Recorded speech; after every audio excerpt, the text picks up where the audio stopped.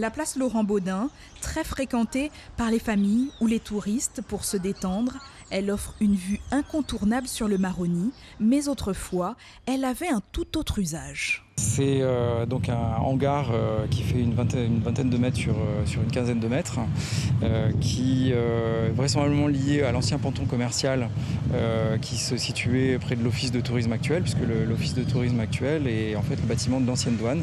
Donc, ce qui est intéressant, c'est que c'est un bâtiment vraisemblablement civil, pas forcément relié à l'administration pénitentiaire, comme l'est la quasi-intégralité du centre-ville de Saint-Laurent-du-Maroni.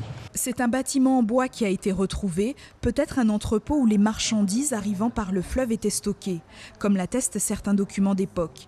La ville a dû alerter les services de l'État, le préfet et le conservateur régional de l'archéologie ont décidé l'arrêt du chantier. Après ce retard, la fin des travaux est repoussée pour la fin de l'année. Dans le cas de la place Baudin, il y a eu un diagnostic qui a duré une journée car les vestiges ne sont pas très étendus.